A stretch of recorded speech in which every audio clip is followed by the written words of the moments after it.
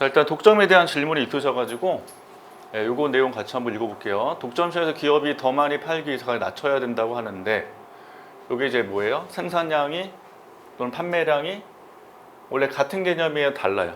생산량, 판매량 다르죠? 생산한 거가 판매는 다르잖아요.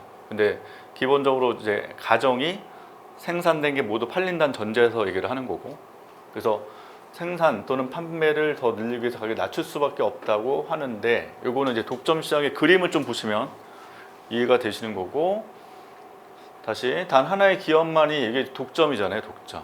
그래서 재화를 생산하는 구조라면 소비자는 그 기업의 제품밖에 구매할 수 없으므로 재화에 대해 비탄력적 수요를 가지게 되고, 비탄력이란 말은 이제 구매할 수 없는 게 비탄력이잖아요. 비싸든 싸든 살 수밖에 없는 경우라면, 그래서 기업은 가격 굳이 안 낮춰도 되는 거 아니냐 이렇게 물어보셨어요. 그럼 여기에 약간 모순이 뭐가 있을까요? 일단 이제 독점 시장을 배울 때 그 제품이 하나예요, 여러 개예요? 원래 여러 개죠. 그러니까 여러 개인데 그 중에 하나의 독점이에요. 그 한 제품에 대해서. 그러면 독점 기업은 무한히 가격 올릴 수 있을까요, 없을까요? 없단 말이에요. 그러니까 독점의 그냥 우리 순수한 생각으로는 독점이니까 가격을 많이 올리고 판매도 많이 하면 가장 좋은 거잖아요. 가격도 비싸게, 물건도 많이 팔리게. 근데 이게 안 된단 말이에요. 왜 안 되냐면 이게 독점 시장이라는 거는 그 하나의 시장에 독점이 있다는 얘기지, 사람들이 가격 올리면 그냥 물건 안 사는 거예요. 그 물건 안 사면 되잖아. 안 사고 다른 제품 사면 되는 거 아니에요? 그러니까 아예 그 제품을 뭐하고 포기하고 다른 시장 넘어가면 되겠죠. 그래서 P도 올리고 Q도 올리고 안 돼요, 이게. 자, 그럼 이제 그림을 그려볼게요. 독점 시장 그림을 그릴 수 있으셔야 돼. 이게 이제 완전 경쟁, 독점, 가장 기본 그림이니까 그 정도는 좀 그릴 수 있어야 되고, 다시 독점 시장이라는 거는 기업 수가 하나예요. 이게. 그래서 시장과 뭐가 일치하냐면 기업과 일치한단 말이에요. 이렇게. 그래서 기업 수는 하나고, 세로는 가격, 가로는 거래량, 이렇게 하죠. 제일 중요한 게 이제 독점 기업이 직면하는 수요 곡선이 뭐냐가 중요해요. 해당 독점 기업이 직면하는 수요 곡선. 그러면 지금 기업 수는 한 개고, 이때 기업 수 하나가 대응되는 게 다수의 소비자 아니에요?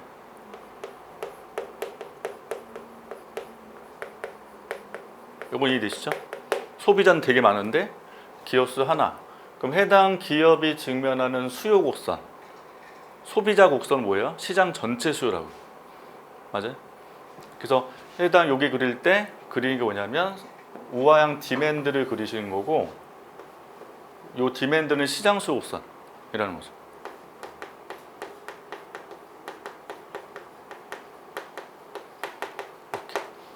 그래서 여기서 이제 설명을 하는 이쪽에서. 이 우하향에 직면하고 있다, 독점 기업. 그럼 아까 이제 논리 이거잖아요.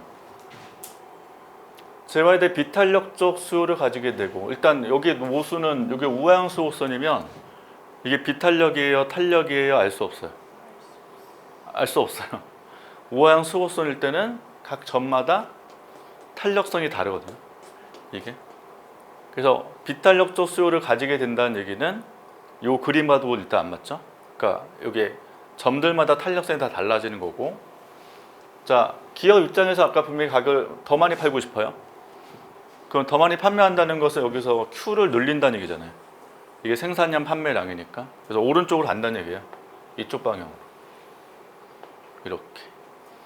그러면 오른쪽 늘리면 우하향 디맨드 직면하니까 어떻게 돼요? 선을 따라 움직일 수밖에 없는 거고. 이렇게. 그럼 여기로 간다는 건 뭐하다? 가격은 내려갈 수밖에 없다는 거죠. 그러니까 P도 올리고 가격을 올리면, 이렇게 올리면 반대잖아요, 방향이. 그럼 Q는 줄 수밖에 없는 거예요. 다시 판매량을 늘리면 가격은 내려갈 수밖에 없다. 그러니까 PQ는 반드시 반대로 움직인다. 이게. 그래서 이 우하향에 직면한다는 거는 기본적으로 여기서 이제 선택을 한다는 건데, 대신 문제는 해당 독점기의 물건을 많이 팔고 싶으면 가격을 내릴 수밖에 없다. 그래서 그것 때문에 나오는 게 뭐였어요? 지난 시간에 설명드렸던 한계 수익 곡선 MR. 그래서 MR 어떻게 그렸죠? 밑에서 가파르게 그리시거든. 이렇게 한계 수익. 그래서 MR이 이렇게 나오는 이유가 이 디맨드 우하향에 직면하기 때문에 그래요. 저번 숫자로 했던 거 기억나시면 가격이 100, Q가 1 하면은 여기서 제가 임의로 점을 찍어서 여기 Q가 1, P가 100 이렇게. 그 다음에 역시 판매량을 늘리게 되면 2로 늘리면 P는 100보다 반드시 떨어진다고. 이게 왜냐면 우하향이 직면하니까. 맞아요? 그러니까 이걸 이제 질문하신 것 같아. 왜 판매량 늘리면 가격이 내려갈 수밖에 없냐.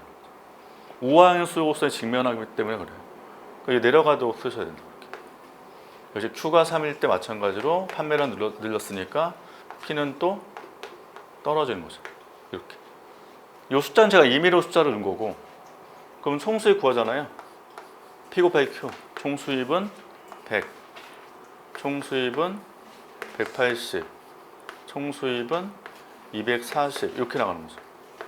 이렇게. 그래서 한계값, 한계수입은 변화죠. 총수입 변화.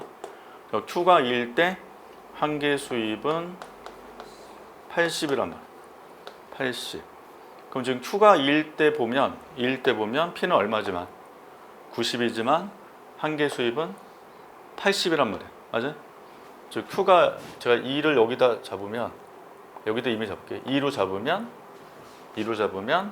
P는 얼마고 90이 되고, 한계 수입이 여기서 80 이렇게 나옵니다. 이해되시죠? 그러면 또 여기서 MR 얼마 나와요? 60이죠. 그럼 MR도 지금 어떻게 돼요? 80, 60으로 떨어진단 말이에요. MR 커브도 일단 우하향으로 그려지는 건데, 가파르게 그렸죠. 가파르게 제가. 가파르게 그린 이유가 뭐냐면 MR의 변화가 더 굉장히 크단 말이에요. 지금. 이게. 그래서 80, 60 이 갭이 많이 벌어진다는 거예요. 그러니까 어떻게 벌어지냐? 보시면 지금 P 90에서 80이죠. 10 차이 나죠. 80에서 60에서 20 차이 나죠. 갭이 지금 벌어지니까 MR은 반드시 가파르게 그릴 수밖에 없다는 거죠. 이렇게. 그래서 이렇게 그려줘야 돼 원래 원칙. 그러니까 디맨드 우하향, MR 곡선 우하향 그리되 MR은 디맨드 곡보다 반드시 가파르게 그려준다는 거죠. 이렇게. 여기서 이해 안 되시는 거 있어요?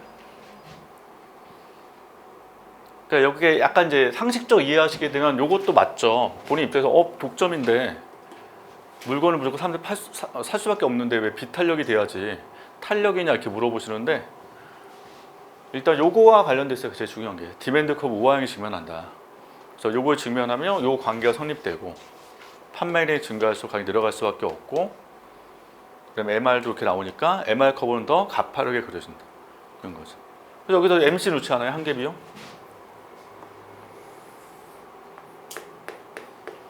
한계 비용? 한계 비용 원래 U자예요? 우상향이에요? 원래는 U자. 원래 U자인데 올라가는 데서 경제적 의미가 있기 때문에 우상향으로 보통 그려주는 거지. 원래는 U자 형태. 그래서 보통 이제 이용대가 달성될 때 보시면 MR과 MC 만나는 그 교차점. 그러니까 완전 긍정일 때는 MR이 수평으로 나오잖아요. 디맨드 커브. MC U자 그리죠? 이렇게. 근데 이용대가 여기 성립되는 게 아니라 여기서 성립되죠. B점에서. B점의 의미는 MC가 뭐 할 때? 올라갈 때. 그래서 올라가는 구간에서 이용대가 달성되기 때문에 이렇게 우상향으로 그려서 표현하는 거죠. 실제는 U자예요, U자. 이렇게. 그래서 MR 있고 MC에서 이용대가 달성이 되고 여기서 생산량 가격이 결정이 된다. 이렇게 그려주는 거죠. 그래서 독점의 가격은 여기, 생산량은 여기가 된다. 이렇게 그려주는 거죠. 되세요? 이 정도는 이제 그려주실 필요는 있어. 원래 미시 가장 기본 내용이니까. 그래서 대신 이제 뭐 국제경제 저희 코타 준비하신 분 같은 경우는 국제경제 할 때 독점이 나오는 경우가 일반적이진 않죠. 이걸 활용하는 케이스. 근데 저번에 질문하셔서 뭐 수출 수입하는 케이스 여기서 발생할 수 있는 경우가 한데 그렇게 이제 일반적 출자가 된 적은 없었고, 그래서 보통 이제 완전 경쟁 시장을 기본으로 설명하지만 독점에서의 뭐 수출하는 경우, 수입하는 경우, 그다음에 3급 가격 차별, 국내와 해외 수출을 뭐 판매하는 경우 이렇게 나눠서 설명하는 경우도 있죠. 자, 일단 이 정도만 좀 설명드리도록 할게요.